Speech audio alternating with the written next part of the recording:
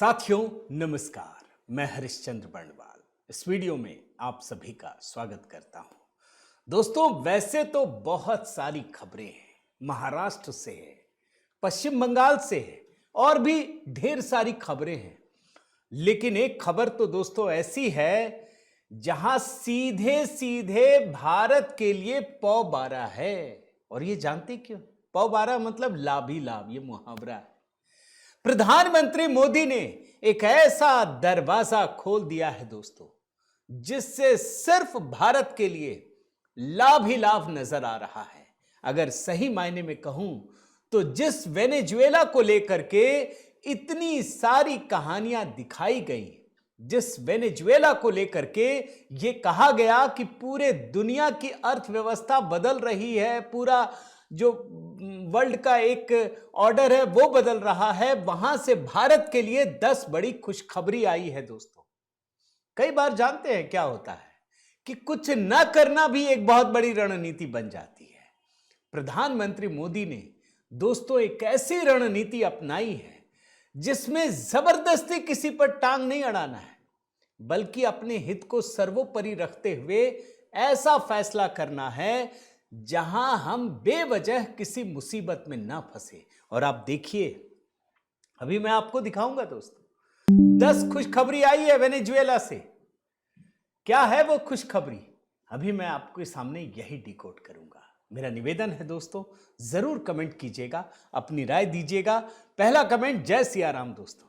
और साथ ही देखिए, नया मंत्र हमने अपनी मेरी ही आवाज में है, वो हमने अपलोड किया है और कमेंट में पिंड कर दिया है दोस्तों। आगे बढ़ते हैं, कुछ टू विंडो दिखाता हूं, थोड़ा ऐसी चीजें जो आपको पता तो हैं लेकिन आपको तुरंत समझ में आ जाए। ये टू विंडो देखिए। प्रधानमंत्री मोदी ट्रंप से मिलने के लिए गिड़गिड़ाए, यही अभी कुछ ही दिन तो पहले चल रहा था ना। फिर अचानक से क्या हुआ? पता चला कि मोदी जी ने ट्रंप को फोन ही नहीं किया, इसलिए ट्रंप गुस्सा गए। अब या तो वो सही है या ये सही है। भाई, ट्रंप के सामने मोदी गिड़गिड़ाए या नहीं गिड़गिड़ाए? अब सारे कांग्रेसी तो पीछे पड़ गए। पता चला कि गिड़गिड़ाए नहीं, फोन ही नहीं किया, इसीलिए ट्रंप गुस्सा गए। टू विंडो क्यों दिखा रहा हूं आप समझिए। पहले तो आप उस कॉन्ट्राडिक्शंस को पकड़ने का प्रयास कीजिए दोस्तों। अब अगला आइए, अगला टू विंडो। पीएम मोदी ने ट्रंप को कॉल नहीं किया, यह कॉमर्स मंत्री ने कहा। लेकिन फिर पता चला, एमईए ने कहा कि भाई 2025 में मोदी जी और ट्रंप पर तो 8 बार बातचीत हुई है, 8 बार। अब ये कह रहे हैं तो ये तो ऑडियो भी निकाल के दिखा देंगे। भाई ऐसा थोड़ी है कि दो देश के राष्ट्राध्यक्ष अगर बात कर रहे हैं दोस्तों, तो वो तो दोनों रिकॉर्ड करते होंगे ना, सारी सुविधाएं हैं, वो कर सकते हैं। तो इसका मतलब बातचीत तो हुई, लेकिन जिस तरीके से ट्रंप जब चाहते होंगे तब बात नहीं। एक और टू विंडो दिखाता हूं, इस टू विंडो को देखिए। ट्रंप ने एक समय कहा कि चीन के साथ तो मेरा ट्रेड डील हो गया, बस अभी अभी साइन करेंगे जाके, यही कहा था ना। टू विंडो बड़े ध्यान से देखिए, आपको समझ में आएगा। और फिर क्या कहने लगे कि नहीं, चाइना के साथ तो नहीं हुआ, चाइना ने नहीं किया, चाइना ठीक काम नहीं कर रहा है। दिखाना यह चाहता हूं दोस्तों कि ट्रंप के मन में जब जो आता है वो बोलते हैं।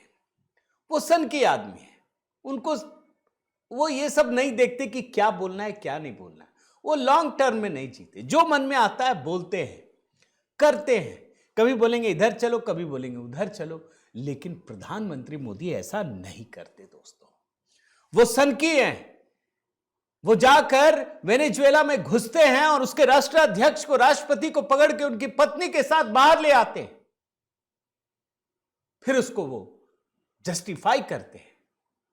पूरी दुनिया ने देखा किस तरीके से दादागिरी चल रही है दोस्तों। भारत ने तब भी, जब डोनाल्ड ट्रंप ने भारत को झुकाना चाहा, तब भी कुछ नहीं कहा।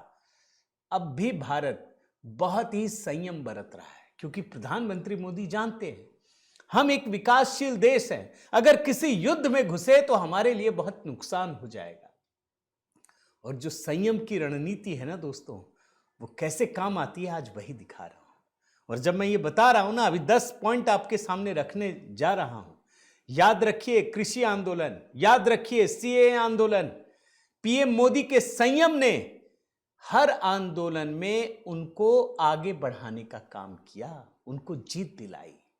आज वही जीत मिल रही है। पहला फायदा है सबसे बड़ा दोस्तों, वो क्या है? वेनेजुएला का तेल भारत को बेचने के लिए अमेरिका तैयार हो गया है। कितनी बड़ी खबर है दोस्तों, इस बात को समझिए। भाई वेनेजुएला के तेल पर तो चीन का कब्जा था, अगर सही मायने में समझिए। चीन ने ही सारी चीजें की है, अब उस पर अमेरिका का कब्जा हो गया है। वेनेजुएला से अब भारत में तेल नहीं आ रहा था, खत्म, ऑलमोस्ट बंद कर चुका है, कुछ भी नहीं है। अब वेनेजुएला का तेल अमेरिका खुद भारत को देने के लिए तैयार हो गया, और अभी तो 500% की धमकी दी थी, तब यह तैयार हुआ है। यह सबसे बड़ा फायदा है दोस्तों। दूसरा फायदा, अच्छा ये जो फायदे बता रहा हूं ना, इसमें चीन को झटका भी है, यह भी समझ लीजिए। चीन को झटका भी भारत को फायदा है। जब आप अपनी लकीर बड़ी नहीं कर सकते ना, तो दूसरों की लकीर छोटी करनी पड़ती है। यह इंटरनेशनल कूटनीति है दोस्तों, इसमें अच्छे बुरे के चक्कर में मत फंसिए। अच्छा भारत के लिए है या नहीं, बस इतना देखना है।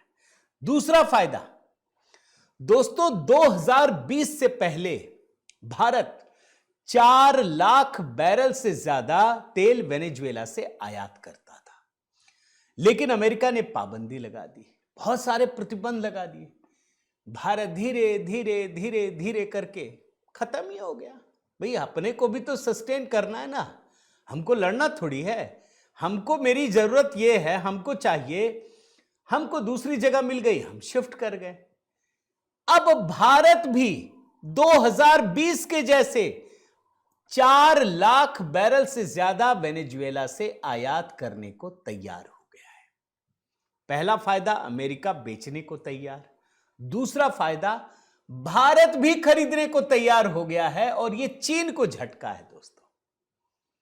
अब देखते जाइए कितनी बड़ी कहानी है ये। तीसरा पॉइंट, जो चीन को भी झटका, भारत के लिए फायदे बता रहा हूं। अभी दोस्तों क्या स्थिति है, रूस से इतना सस्ता तेल मिलता है ना, आप समझिए कि भारत सबसे अधिक ले रहा है इस समय, रूस से ही तेल ले रहा है। अमेरिका दबाव डाल रहा है। हम अमेरिका को कहते हैं कि भाई तेल तो चाहिए ना हमको, आप दे दो सस्ते में, हम नहीं लेंगे। अमेरिका दे नहीं पा रहा है। और सबसे बड़ी बात, आपको एक और कहानी बताता हूं इसी के साथ, तब आपको बात समझ में आएगी दोस्तों। यूरोप आज क्यों फुटबॉल बन गया है? यूरोप इसलिए फुटबॉल बन गया दोस्तों, क्योंकि जो गैस उसको रूस से मिलता था ना, वो अमेरिका के दबाव के बाद उसने बंद कर दिया। मतलब रूस से एकदम पल्ला झाड़ लिया। अब अमेरिका दादा बन गया है। वो यूरोप को धमका रहा है कि हम ग्रीनलैंड छीन लेंगे। अब यूरोप के पास कोई चारा ही नहीं बचा है। अगर उसने रूस से थोड़ी सी भी दोस्ती रखी होती ना, तो अमेरिका धमका नहीं पाता। आज वो फुटबॉल बन गया। भारत ये काम नहीं कर सकता। भारत की पूरी निर्भरता रूस पर है, लेकिन अगर हमारे लिए कहीं और से भी तेल मंगाना संभव है तो हम मंगाएंगे। यह भारत के लिए तीसरा बड़ा फायदा है दोस्तों। चौथा फायदा समझिए, जब हम तेल खरीदते हैं ना, तो भारत की ऊर्जा सुरक्षा दोस्तों किस तरीके से मजबूत होती है, उसकी वानगी मैं आपको बताता हूं। साल 2012 से साल 2017 के बीच वेनेजुएला की सरकारी तेल कंपनी पीडीवीएसए ने हर साल भारत को औसतन 4,24,000 बैरल तेल प्रतिदिन बेचा। अगस्त 2017 में अमेरिका ने वेनेजुएला पर वित्तीय प्रतिबंध लगाने शुरू कर दिए। मतलब अमेरिका ने शुरू कर दिया उस पर पाबंदी लगाना कि अब तेल नहीं खरीद सकते। भारत झुका नहीं। अमेरिका ने पूरी तरह से उसके वित्तीय सिस्टम पर बैन कर दिया। भारत तब भी नहीं झुका, बल्कि उल्टा क्या हुआ दोस्तों आप जानते हैं? भारत हर दिन 5 से 6 लाख बैरल तेल खरीदने लगा वेनेजुएला से। अब डॉलर और वित्तीय सिस्टम तो बंद हो गया, क्या करें? तो भारत ने यह तय किया कि तुम तेल दो हमें और हम तुम्हें बदले में दूसरे सामान देंगे। उसने भारत को जो तेल बेचना शुरू किया और सस्ता कर दिया।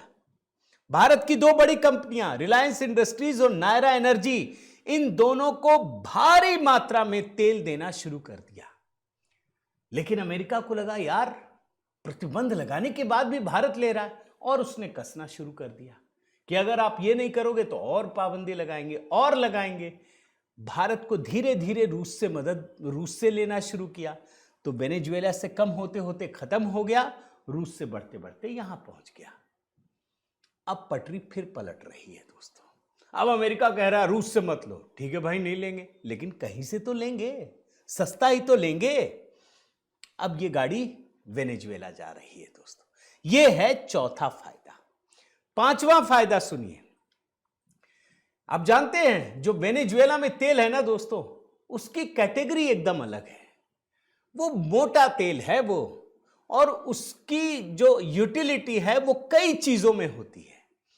अब भारत सिर्फ तेल ही नहीं खरीदेगा, बल्कि भारत की कंपनियों को भी फायदा है। जैसे मैं आपको बताता हूं, भारत की जो रिलायंस रिफाइनरी जामनगर में है, वो दुनिया की सबसे बड़ी रिफाइनरी है दोस्तों, और वो वेनेजुएला के तेल के लिए सबसे परफेक्ट है, और वो सबसे किफायती भी है। यानी अगर वेनेजुएला का जो सबसे बढ़िया तेल है अगर वो आता है, तो भारत में बहुत सस्ता पड़ेगा और भारत को फायदा भी होगा। इसी तरीके से एक ओएनजीसी कंपनी है, ये भारत सरकार की सार्वजनिक कंपनी है ओएनजीसी, उसको भी वहां पर फायदा होने वाला है दोस्तों। यह है भारत का फायदा। मैं एक आर्टिकल पढ़ रहा था दोस्तों, उसमें क्या लिखा है मैं जरा पढ़ता हूं, आपको समझ में आएगा। वेनेजुएला का कच्चा तेल ज्यादातर भारी से बहुत भारी होता है, इसमें सल्फर की मात्रा अधिक होती है। इस तेल को रिफाइन करने के लिए हाई टेक्नोलॉजी की जरूरत पड़ती है, जो भारत में रिलायंस इंडस्ट्रीज और नायरा के पास है। नायरा को तो नहीं मिलेगा क्योंकि नायरा का जुड़ाव रूस से है, लेकिन रिलायंस इंडस्ट्रीज को मिलेगा। लेकिन कुल मिलाकर के भारत के लिए यह फायदे का सौदा है दोस्तों। यह पांचवा फायदा है। छठा फायदा बताता हूं, चीन को जोड़कर रखिएगा। चीन से जुड़ा हुआ है भाई, चीन ही तो भारत को चारों तरफ से घेरना चाहता है ना दोस्तों।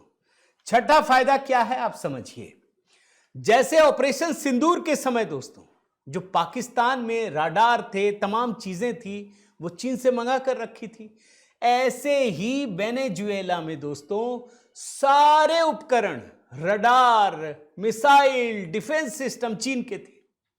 सब धरे के धरे रह गए, कोई काम नहीं आया, एक भी गोली नहीं चली, एक भी विमान को धर नहीं पाए। अमेरिका के जो फाइटर हैं, आप समझिए, एक देश की राजधानी में राष्ट्रपति के घर के अंदर घुस गए, पकड़ कर ले गए, और चीन के उपकरण धरे के धरे रह गए, कोई काम नहीं आया। वही पाकिस्तान ने तो 1000 ड्रोन भेज दिया था, एक एक को मारा ना हमने। वेनेजुएला में चीन के सारे हथियार धरे के धरे रह गए। यह भारत के लिए बड़ा फायदेमंद है दोस्तों। आप समझिए, भारत अपनी तुलना चीन से करता है।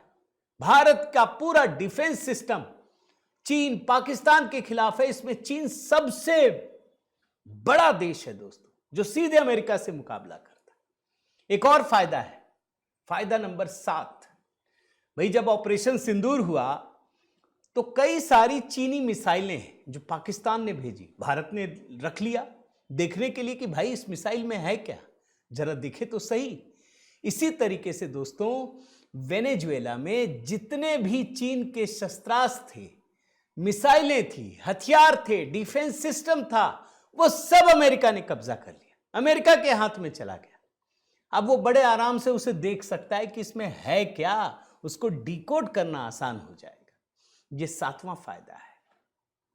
8वां फायदा देखिए, जब चीन कमजोर होता है ना दोस्तों, खास करके शस्त्र में, डिफेंस सिस्टम में, तो जानते हैं डर किसको लगता है?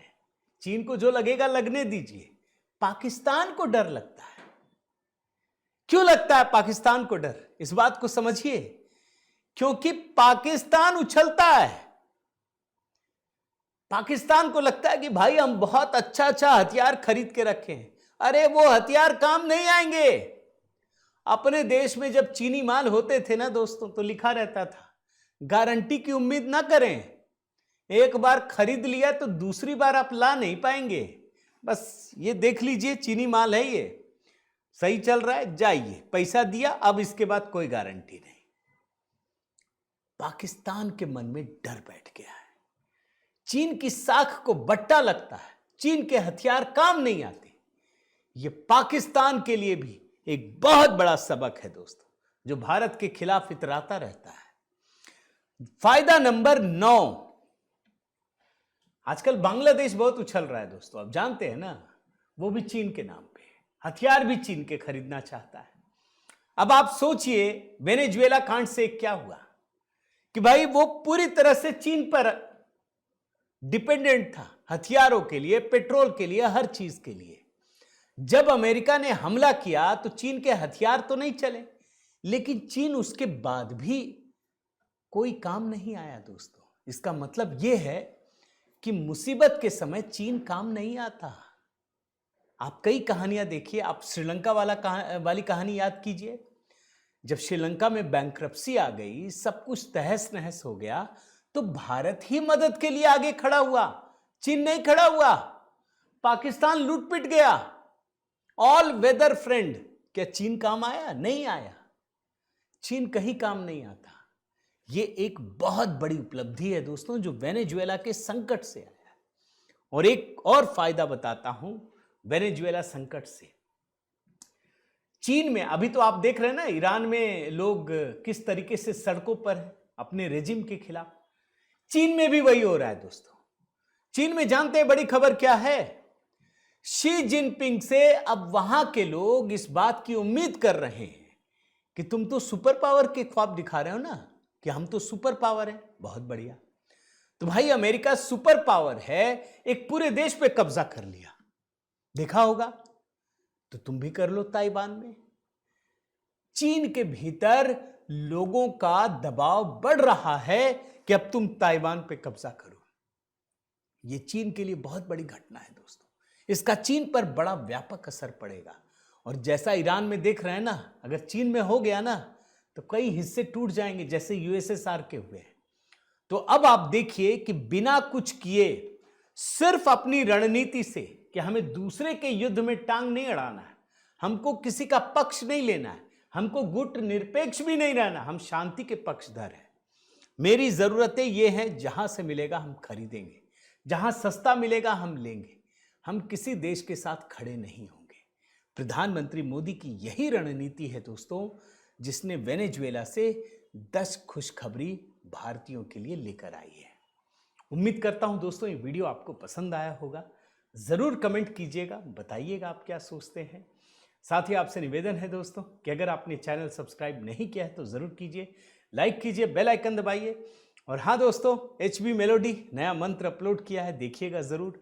संघ की अनसुनी कहानियां, ये पुस्तक लोग खरीद रहे हैं दोस्तों, पढ़ रहे हैं। अगर आपको खरीदने में जरा सी भी दिक्कत हो, मेरा व्हाट्सएप नंबर आपके पास है। मेरे व्हाट्सएप ग्रुप से भी जुड़ना चाहें तो नमस्ते लिखकर भेज दीजिए, जरूर जोड़ेंगे। बहुत बहुत धन्यवाद। जय सिया राम।